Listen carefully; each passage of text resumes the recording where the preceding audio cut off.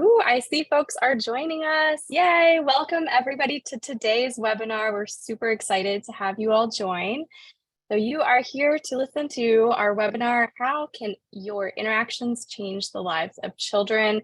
Again, we are super excited to have you on today's presentation from Teachstone. If you don't mind, the chat box is already open, so you can drop your name in, where you're joining from. We love to hear where everybody's coming from. I see folks are already chatting in. Hi, Julie. Hi, Mariella. Nice to see everybody. Ooh, we've got Louisiana. We've got New Jersey, Virginia. I'm also in Virginia, so welcome, Virginians. All right, so we still have a few more folks getting started, but I'm gonna dive into our agenda for today. We've got so much happening and we are really excited to have everyone here to talk about interactions and what makes them so important. We'll get started shortly, but I'm gonna go through a few housekeeping notes, what to expect from today's presentation. Then we'll get started into what are these interactions that are so important. And we have an activity saved at the end where everybody can chat in, get your noodle thinking about interactions and what they look like in a very specific scenario you might be familiar with. Like I said, we have some housekeeping tips. So today's presentation is being recorded. So what this means is that we are going to share the recording with you tomorrow via email. We'll also be sure to share the slides. I know everybody loves to get access to the slides so you can refer back to them. So we'll send an email with the slides, the recording, and of course, a certificate of attendance from Teachstone as well. So you can look for that in your inbox.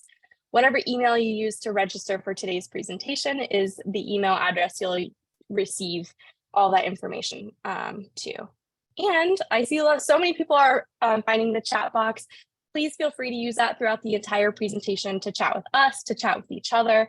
And if you have private questions for our presenters today, you can use the Q&A box. You can find that at the bottom of your Zoom screen. But until then, please continue chatting in. We love to see all this engagement. And I'm so excited to be joined by our presenters today. I'm joined by Teachstone CEO and co-author of the class tool, Bridget Hamry, and Teachstone's Senior Director of Social Impact, Veronica Fernandez. So welcome to you both. Thanks for being here today. Thanks, Megan. It is great to be here. I am so happy to be joined by my colleague. She actually was just promoted to vice president. We just announced that. Congrats. So, we will share slides, although I will tell you the slides are kind of light today. We really want to have this as a conversation. So first, just thanks for joining us. As a person who has spent their life thinking about interactions, I both love these opportunities to connect and also recognize the limitations of a webinar. So I also look forward to opportunities to connect in person. But before we dive in, we'll just introduce ourselves briefly. So I am Bridget Hamry. I'm the co-founder and CEO of Teachstone. And one of the things that we work really hard to do at Teachstone is to live in the center of policy, practice, and research. So I will just say for myself, I actually started as a first grade teacher. I taught for several years, so I've lived that world, although not nearly as long as I expect many of you have, and did that work and then decided to go to graduate school. So I spent a lot of my time in research, conducting research, but always really grounded in the idea of wanting to make that research make a difference. And that's something that we hold really important at Teachstone, is to be able to not just write academic papers, but to translate that into meaningful change at very large scale. So I've had the great privilege to collaborate with incredible practitioners and policymakers along the way. And I expect many of you who are with us today are among those who we collaborate with. So before we dive in, Veronica, just to share a little bit about yourself. I know you also are somebody who lives in those worlds of policy, practice, and research. So maybe just briefly introduce yourselves and then we'll hop in. Sure. So thank you for that introduction. As Bridget mentioned, my name is Veronica Fernandez, and I'm an educator first, right? So I'm a practitioner. My mom owned and operated, was the director of an early childhood program for 35 years. So I've been in this world my entire life, first as a preschooler and then as somebody whose mom was in this world. So I've been through all of the facets of early childhood education, from the after school care portion when I was younger to working at every single age level, infant, toddler, pre-K, and then we expanded up actually from kindergarten to second grade. So I was in all of those classrooms and then supported the educators as the pedagogical director, which is a fancy title I gave myself as somebody who was providing curriculum support, PD training, and then became very involved in advocacy within the community at the state level and then nationally. Then went to graduate school and learned the research side of this world. And I was really interested in that transfer to practice, right? So how do we take the things that we're learning in research and ensure that it doesn't just stay in the hearts and minds of academics, but actually translate into the work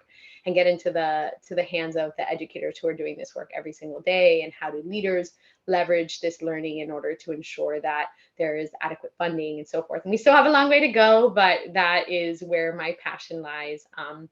And then joined Teachstone a little over a year ago because of my passion related to ensuring that interactions are not just effective, but that they're equitable. And that means for every child, for every educator. So we've been doing a lot of work in that space and just really excited to be here and continue that work. Thanks, Veronica. Thank you for joining us. I actually see, please keep dropping words that you think of when you think of interactions. I appreciate seeing words from Dana around connection, Donna, intentional. I really love Elizabeth threw in exhausting sometimes. Can absolutely relate to that. Back and forth exchanges, individualization, focused. So we're gonna talk about this. And in fact, let's just start there. So one of the things that I sometimes get asked, if we go to the next slide, is sort of why interactions and not teaching? And I will say, you know, there was actually a time in which even our mission statement called out teaching. And we did that because teaching is a word that everybody uses to describe what teachers do in classrooms. But we've really intentionally sort of doubled down on interactions as of late. And before I sort of throw up the definitions for interactions and teaching, Veronica, when you look at this question, why interactions and not teaching, what's your sort of gut response? Yeah.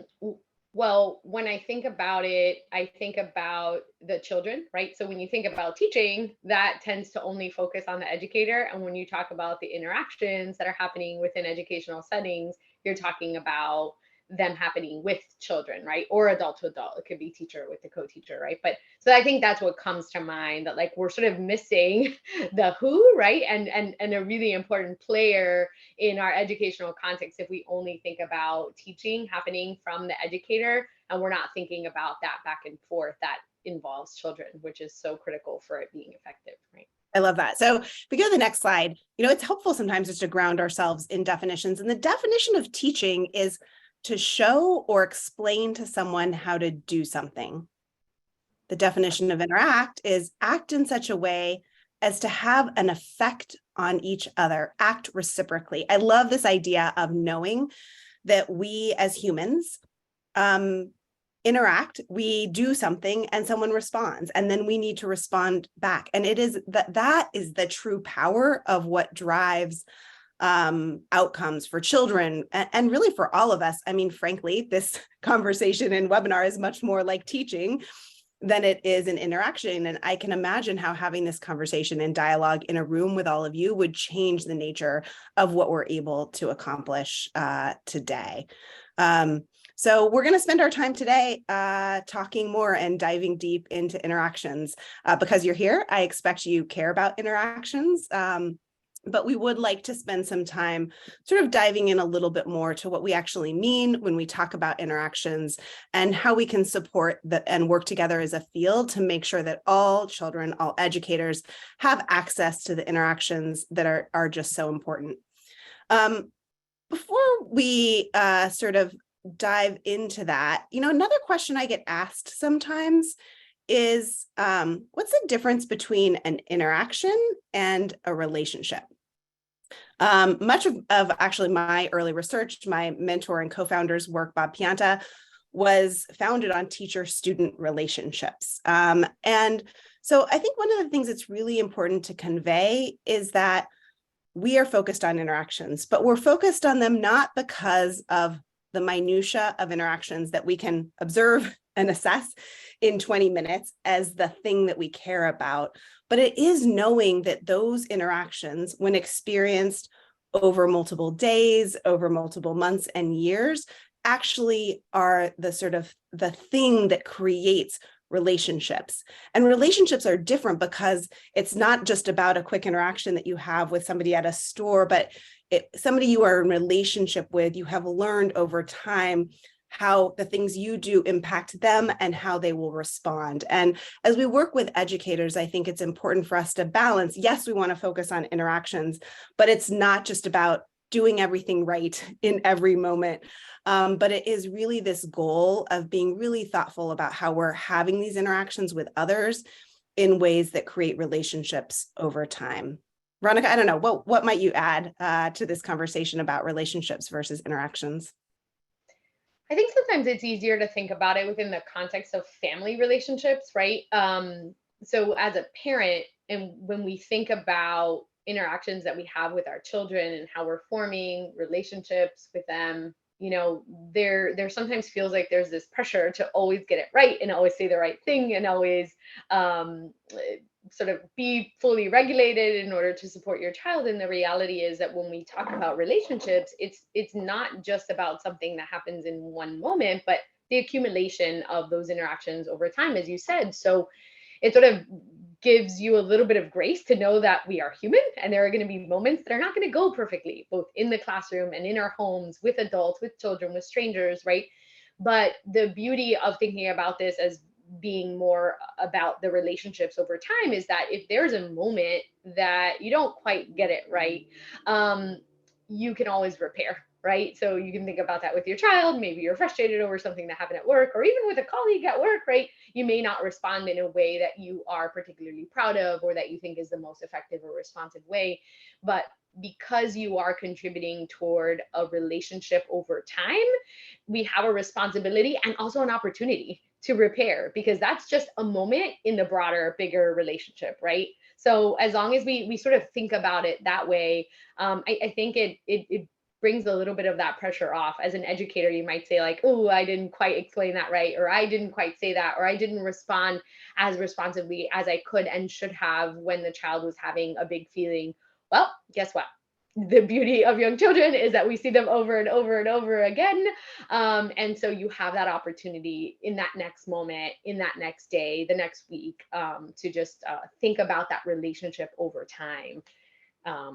So I love that's that. just And you're providing, as you know, some therapy to me. Sometimes Veronica and I chat about our children, and certainly I can feel the lived experience of getting it wrong. In fact, I had a professor in graduate school who once said, the very best parents do the wrong thing 51% of the time, meaning like it is absolutely not about perfection. But one of the things I think I was thinking as you listened, sometimes we try to think of words to describe what we mean by interactions, and we've at times talked about high quality interactions, effective interactions. One of the words I actually really love, and somebody used it in the chat, is intentional interactions. Because as I listen to you speak, it's not necessarily about everything always being the most effective, the right thing in the right moment, but it is about our ability as humans, as educators, as colleagues, to be intentional, meaning we're aware of and increasingly work to be more aware of what the opportunities are for us to interact most effectively. And it is that intention, I think, in the work we'll talk about in a moment with class, that helps provide a language and a lens to help all of us be more intentional about the work and the opportunities we have in classrooms. Are there, I don't know, what do you think about that word intention? Are there other words that you like when you think of trying to describe the work that you do? I'm not just saying this to appeal to agree with you, but I agree with intentional. One of my favorite books that Nacy has put out is The Intentional Teacher. I remember just fully consuming that book and just loving the way that we talked about it in the work that I did prior to coming here. I created an intentional teaching cycle. So this idea of intentionality, I think, is beautiful. Another word that comes to mind is meaningful, right? Because we can have the best intentions, but there's sometimes a gap between our intent and our impact, right, on children. So ensuring that our interactions are meaningful to the person with which we're interacting is also important. And just impactful interactions too, that it's having sort of the impact that we intended, not just sort of stopping an intent. So I think a combination of all those words are really fun to think about.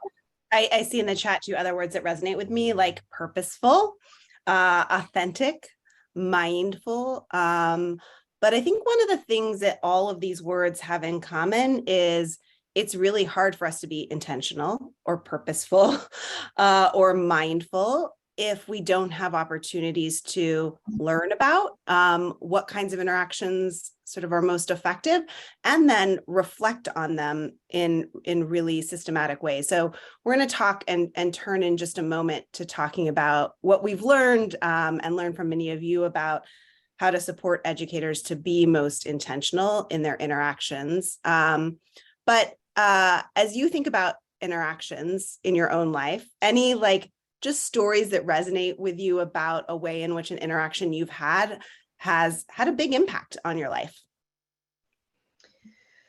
Oh, that's such a good question.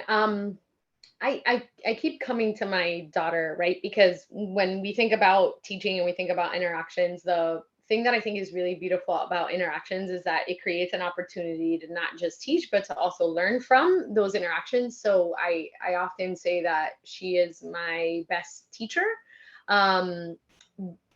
I try to be a very connected and present parent, and sometimes we're in a rush, right? So I sometimes find myself contradicting in my parenting because I want to support her in taking her time and that sense of wonder and exploration, and sometimes I'm in a rush, right? We got to get to school, I got to get to work, I have a meeting, we don't have time for that, right? And I remember not too long ago a moment where she's not aware of a schedule, she doesn't have an agenda, she doesn't have a meeting, and she doesn't have a boss. Well, then we'll leave that story for another day. So she was just kind of taking her time and being her wonderful, intentional, and just fully engaged with nature self. And I just sort of put my hand on her back and just pushed her along. And she stopped and she said, you pushed me.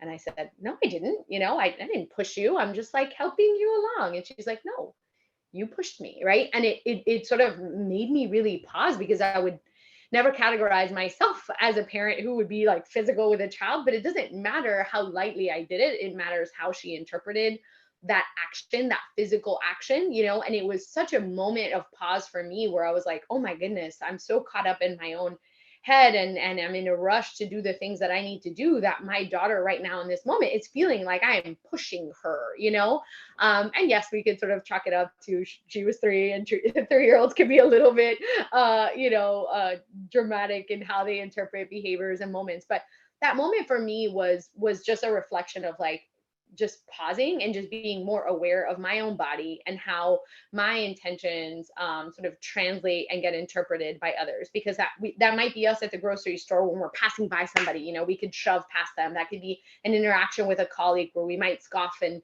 jump off the phone, or with children in our own classroom, right? As an educator, you can imagine how that's going to feel if the child goes home and says, my teacher pushed me today, right? So I think for me, that interaction was really powerful because it was about the feedback that I got based on something I did, and just taking inventory of sort of my awareness of what rushing sometimes does to our bodies and our interactions with others, physical or verbal. So that felt really just powerful and jarring for me.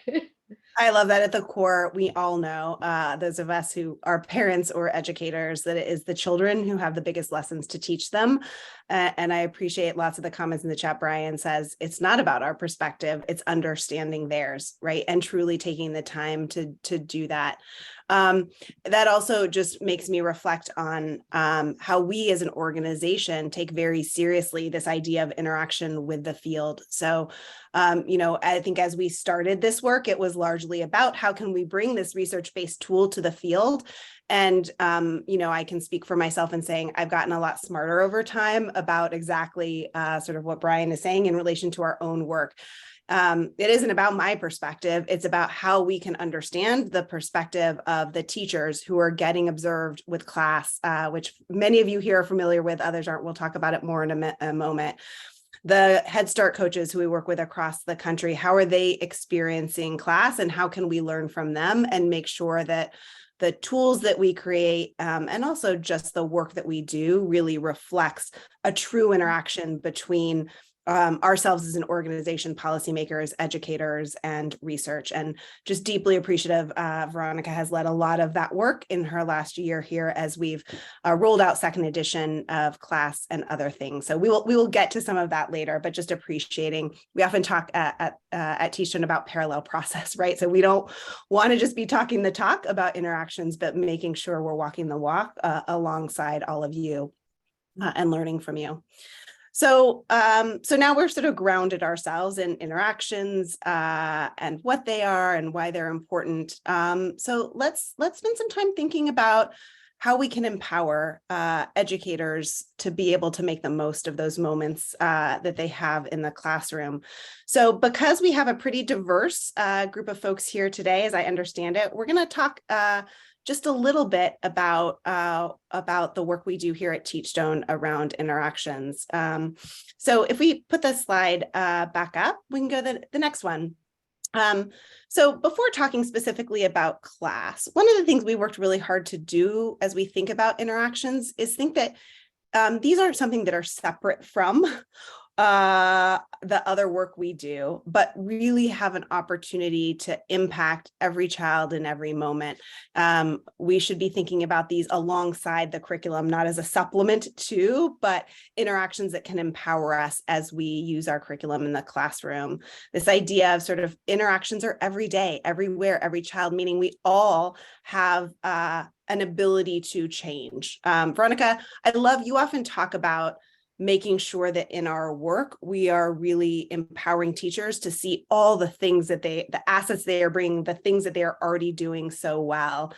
When you hear this sort of every day, everywhere, every child, and thinking about supporting educators, what's top of your mind for us to focus on? I think it's exactly what we were talking about when I shared my story, which is this idea of just creating intention and awareness in how we're interacting with children every single day and believing them and allowing them to be our teachers and our mirrors, right? The child reacts to something that you do in a way that is unexpected.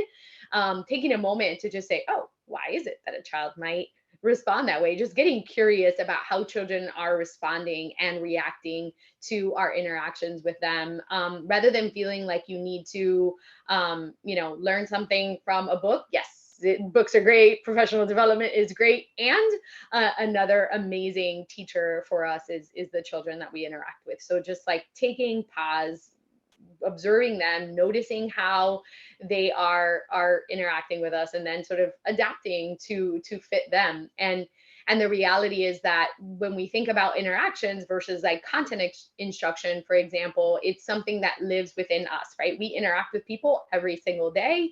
We know the ways that we can be interacting. When an educator learns about class, they sometimes get really specific and they ask questions like, well, if I'm having a conversation, how many times do I have to go back and forth for it to count?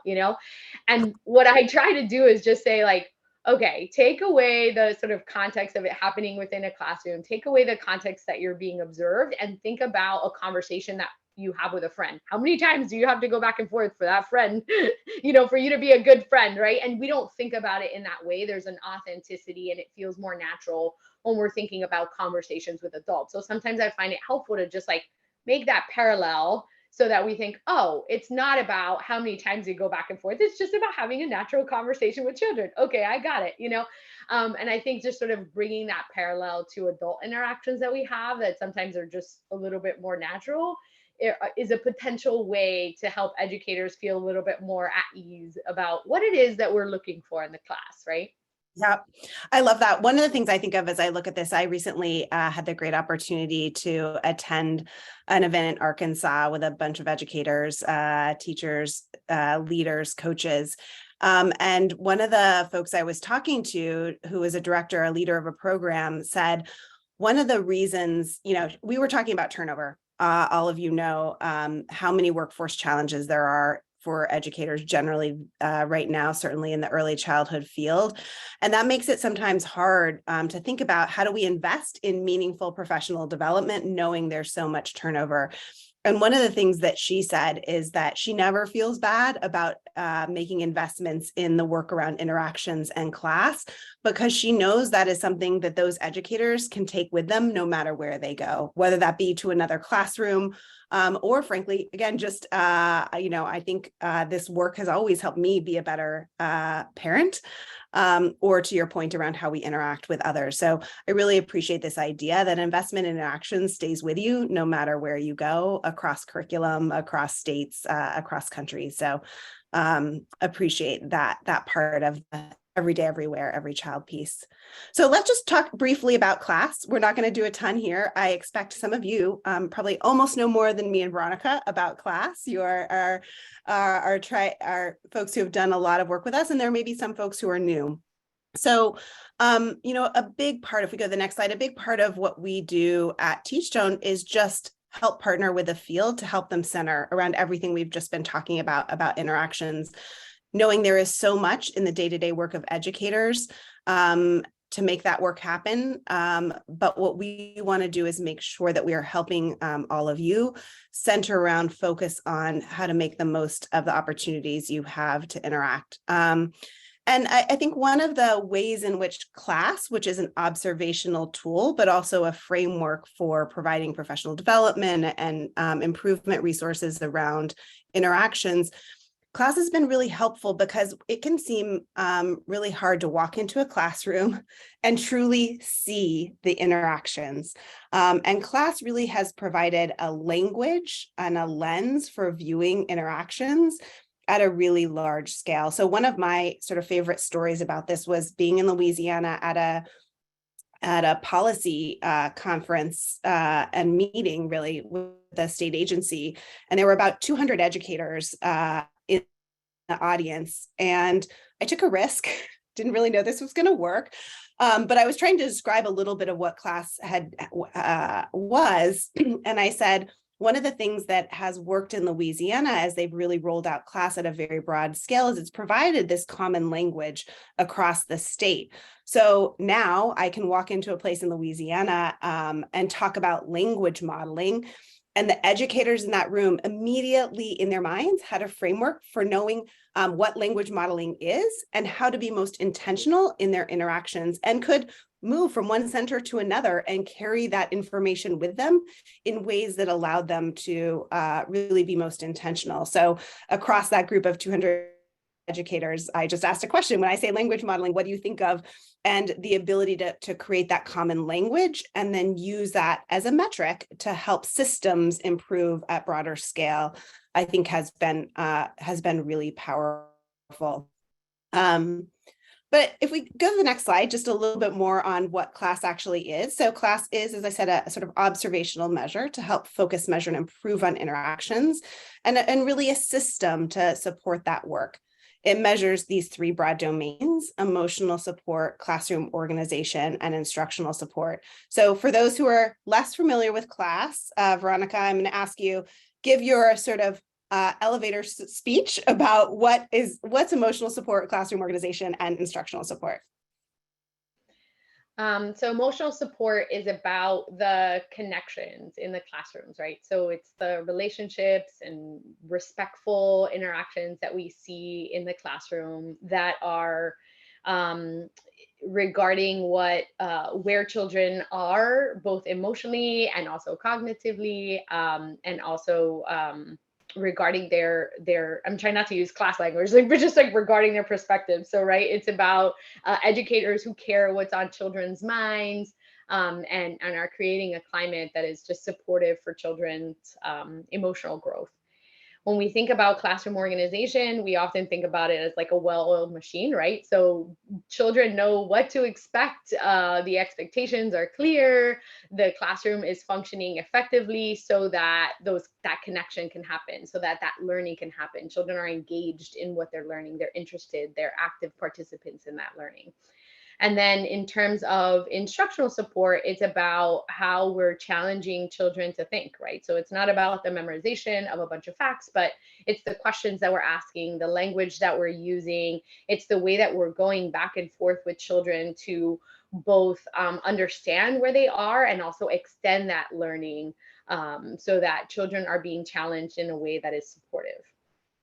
One of the things that I think resonates with folks about class is sometimes we live in a world now where people are being forced to say, like, are you a program that's focused on supporting your children's emotional skills, or are you focused on building literacy? As if those are two different things or happen in different moments of the day. And so I think one of the powerful things about class is it really was designed to be a tool that could be used to understand how educators can do both of those things simultaneously, and that each are important, but also sort of break things down into pretty discrete observations of specific kinds of interactions, so that it's also achievable to think about how you might make improvements in your practice over time. One of the more challenging things I will say for those of you who happen to be in the Head Start system or work in states where class is used as an assessment, as an accountability tool, is that sometimes it's easy and understandable to have the focus be on class as opposed to on interactions. And so I want to both sort of make sure I communicate that I understand that, right? Like I empathize that if you are a Head Start program who could potentially lose your funding, if your scores are not at a certain level on class, that it's important to focus on class.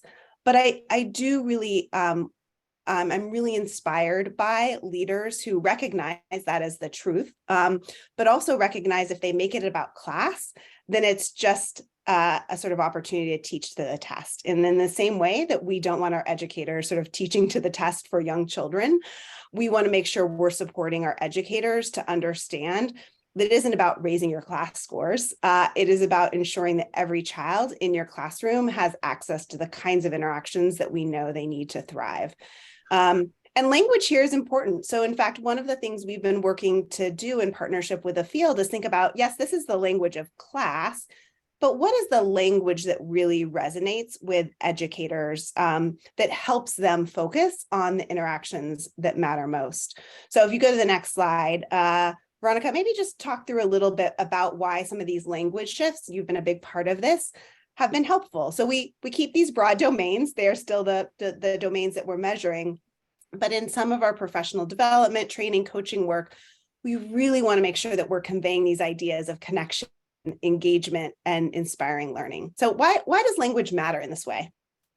I think accessibility, right? We want to make sure that the language resonates with educators who are the ones who are at the forefront of doing this with children, right? The language emotional support, that's the language of the assessment tool, right?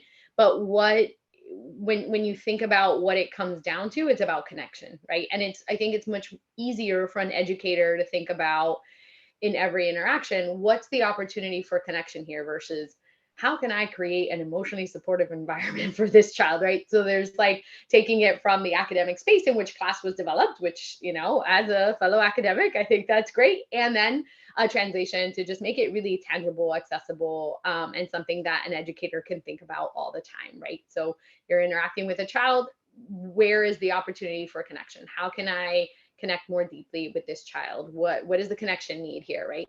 And same thing with classroom organization, right? Classroom organization has lots of things going on, but it's really about engagement, right? It's like, how can I support the child to be more engaged here? How can I make this lesson more engaging, right? There's like a core word. And if we can help educators think about it that way, it sort of simplifies something that can feel really big, complicated, scary, and broad to distill it into these words that educators can have on their mind as they're planning, as they're interacting with children and with fellow educators, that's going to allow them to just be a little bit more intentional day to day versus feeling overwhelmed and intimidating by the whole of the class, right?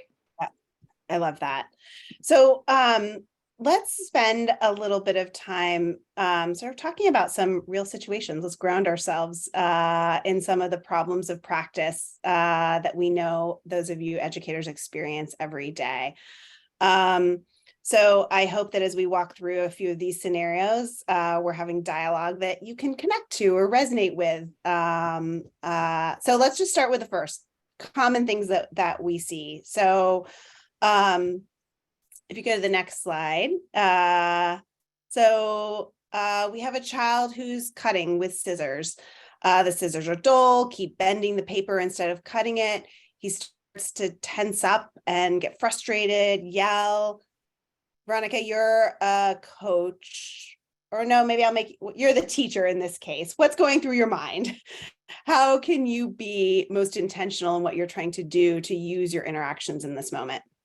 Yeah, and if you can click one more time. Oh, sorry, that's okay. It's about, I was going to say that I'll use that same frame, right? Just to sort of model how an educator might go through that. If my focus is only about the skill, if I'm saying, okay, my focus is only about getting the child to cut effectively, if I'm only trying to teach a skill, right? I might say, okay, the scissors are dull. I'm just going to get another pair of scissors. I hand to the child and say, here, use these scissors. They're going to help you cut better, right?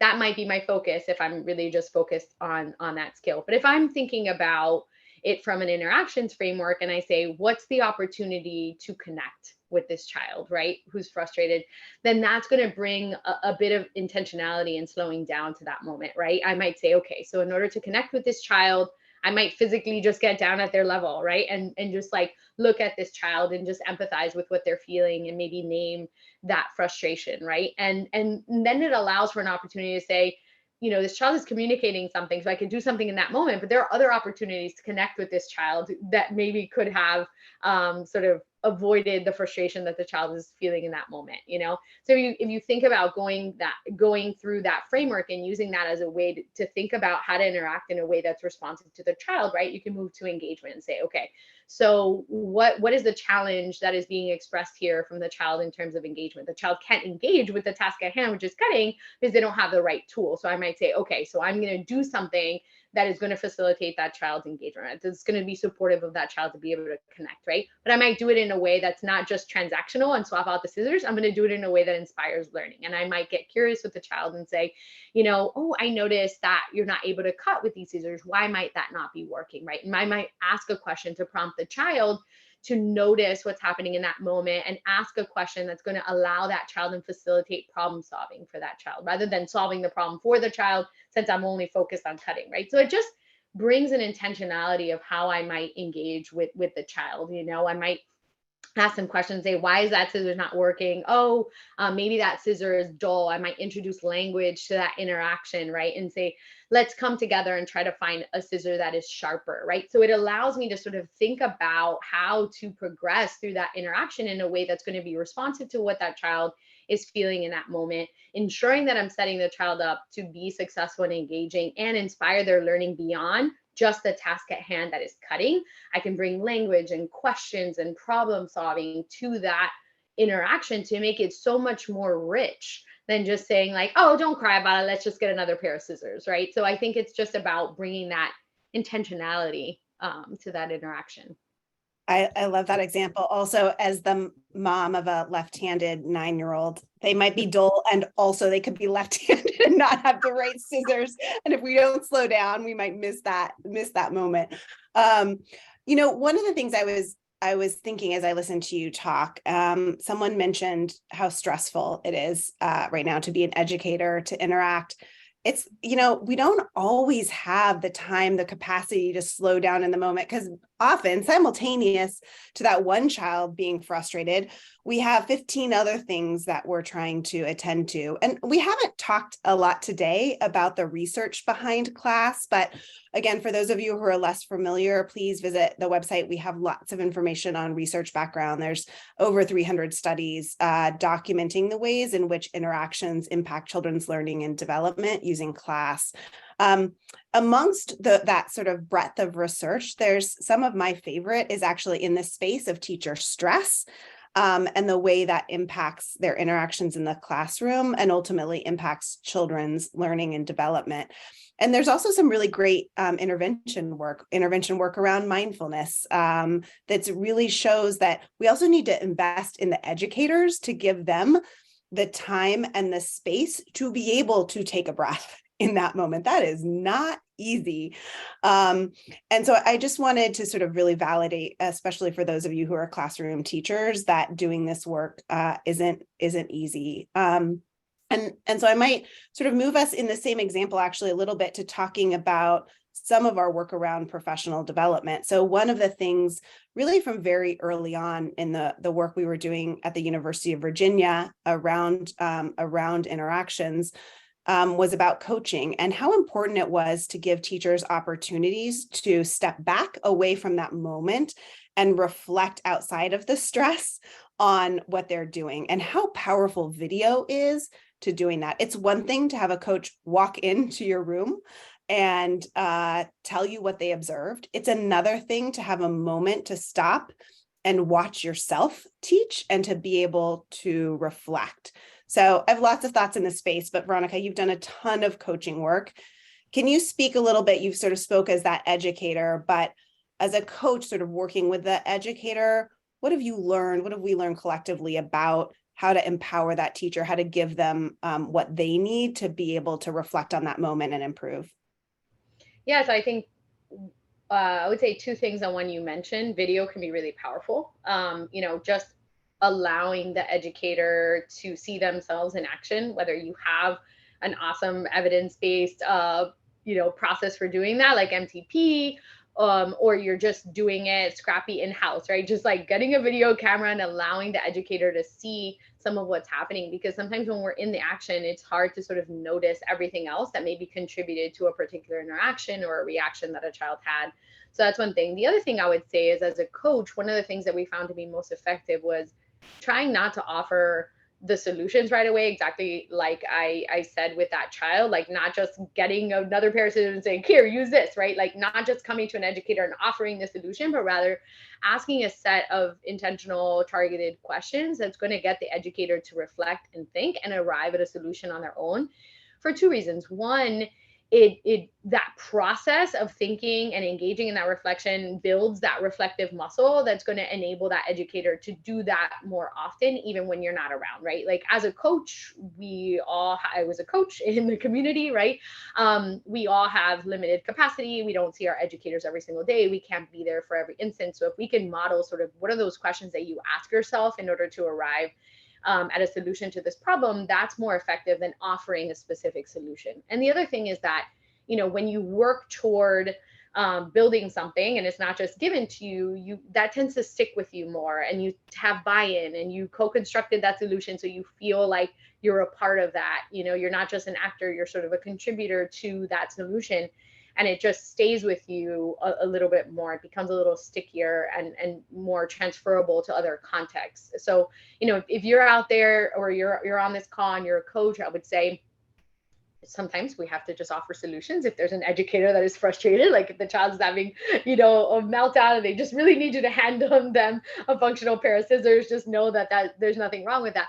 But sometimes that series of getting them to just ask them questions and get them to arrive to their own solutions also makes them feel really capable, both the child in that scenario, but also the educators that we work with, right? They are more capable than they sometimes realize. Many of the answers are within themselves. They just don't have the time, the space, the energy to even think when there are 20 children sort of coming at them. So if you give them that opportunity to do some of that thinking, it's really, really powerful. Yeah, and I think as I listen to you talk, it also makes me think about one of the things we talked about, intentional interactions. One of the things we found is that with good professional development and coaching, one of the things that educators can do is become more automatic in their interactions. And that could sound bad, like it sounds like very mechanical, But a part of the idea, we know this from cognitive science, like we can only pay attention to so many things at one time. And so a part of what we're trying to do is create automaticity. That means like I just know by nature this is the way that I respond when somebody comes to me with this kind of a problem.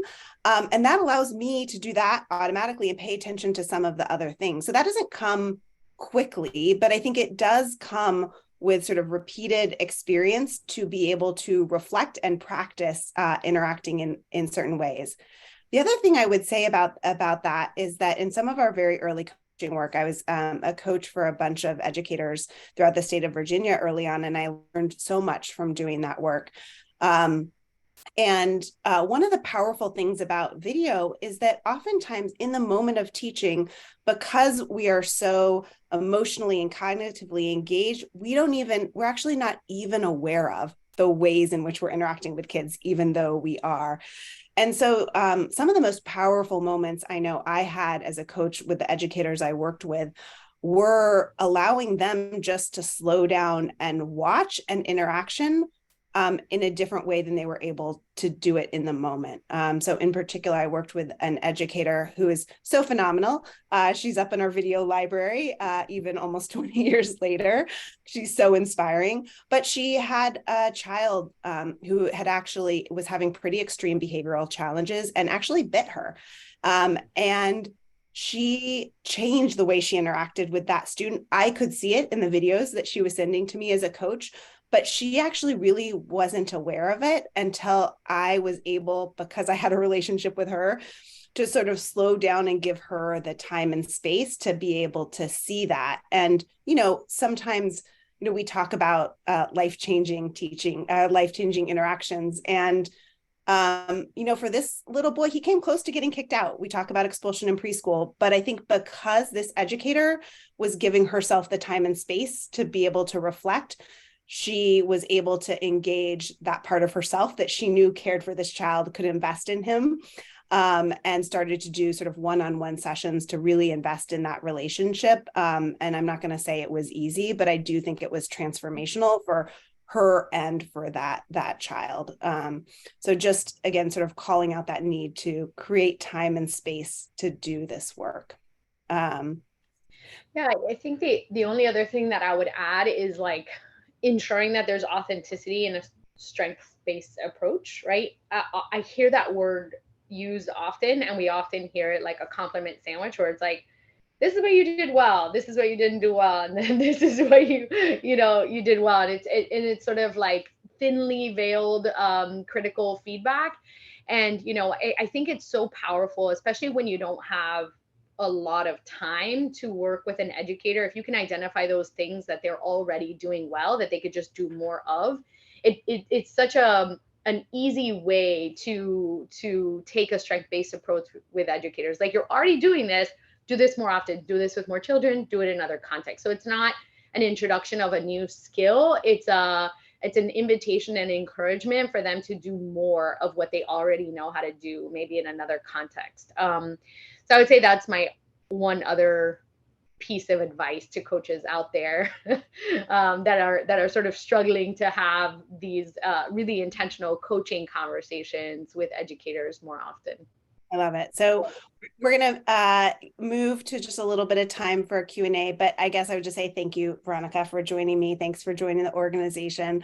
And, if you have to take anything away from this conversation, I would say first, just deep gratitude to each of you who are out doing the work day to day, whether with children, with educators, with parents. And secondly, I hope that we as an organization can be sort of a spark, a support in the work that you are doing as you work to connect, engage, inspire learning. But really that is an interaction. So I'll turn it back to my colleagues. We'll answer some questions, but really do encourage you to be in dialogue with us and help us learn to do this work most impactfully. So Megan, back to you.